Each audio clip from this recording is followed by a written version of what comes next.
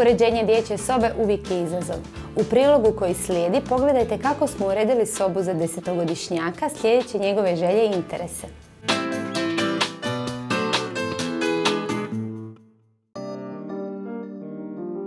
Pri uređenju dječje sobe uz izgled važno je voditi računa i o funkcionalnosti. Tako u dizajn valja uklopiti spavaći i radni dio, prostor za spremanje i, ako kvadratura dopušta, kutak za igru. U stanu u novogradnji danas pratimo opremanje dječje sobe u potkrovlju od 10,5 kvadrata. Prije svega bilo je potrebno definirati tlocrt. U nišu iza vrata smjestit ćemo ormar. Dio ispod prozora zauzet će radni stol, dok će na suprotnu stranu doći krevet. Uređujemo sobu za 10-godišnjeg dječaka. Kako je riječ o potkrovlju, ograničeni smo prostorom. U ovakvim sobama najbolje rješenje je namještaj po mjeri. Idejnim rješenjem predložili smo sive nijanse prostora s jednostavnim osnovnim komadima namještaja. Detalj koji će podići cijeli izgled bit će tapeta. Da bismo sve to izveli i dobili optimalno iskorišten prostor, namještaj ćemo izraditi po mjeri. Vrijeme je za definiranje materijala. Za fronte ugradbenog ormara odlučila sam koristiti Fenix u 2 nijanse sive, a od istog materijala izradit ćemo i ploču radnog stola. Fenix se, osim za sobne ormare, koristi i u drugim prostorijama ovog stana. Njegova najveća prednost, koja će posebno doći do izražaja u dječjim sobama, je otpornost na otiske prstiju.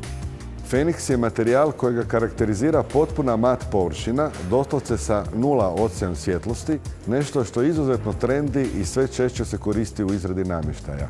Nanotehnološkom obradom površine materijala dobili smo i izuzetna svojstva površine, otpornosti površine na sve moguće utjecaje koji se mogu pojaviti prilikom upotrebe. Čak i mala, sitna mikrogrebotina koja ipak nastanu tijekom upotrebe mogu se pod utjecajem temperature, znači doslovce korištenjem glačala, ispraviti i materijal je potpuno nov.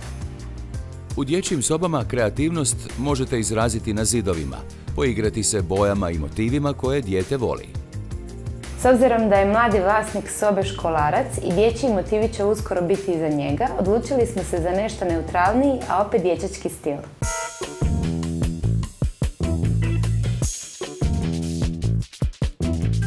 Tapeta s motivom mete prostoru će dati osobnost, a kad dječak preraste sadašnji izgled, jednostavnom zamjenom tapete potpuno će se promijeniti dojam, budući da će namještaj biti dugovječan. Kod izrade ormara po mjeri, kao u ovom slučaju, dobro je pozornost posvetiti unutrašnjosti i učiniti ga jednostavnim za korištenje. Okovi koji omogućavaju lak pristup svim dijelovima ormara, čak i onim visokim, osiguravaju maksimalnu iskoristivost.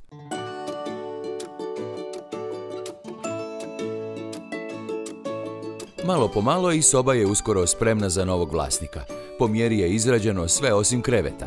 Na taj su način svi tonovi i nijanse usklađeni, a namještaj jedinstven i prilagođen prostoru. Uređenje potkrovnih prostorija nikada nije lak posao, no možemo vam ga olakšati uz nekoliko smjernica. Pri opremanju soba u potkrovlje imajte na umu da bi namještaj po mjeri trebao biti imperativ. Na taj ćete način maksimalno iskoristiti prostor, a sobi dati ujednačen izgled. Prostore ispod same kosine gdje nije moguće hodati potrebno je iskoristiti ili za ormare ili, kao u našem slučaju, za stol. Time je prostor u potpunosti iskorišten i funkcionalan. Svakako vodite računa o veličini i rasporedu namještaja da ne bi zatrpali prostor, a konačni izgled postignite detaljima.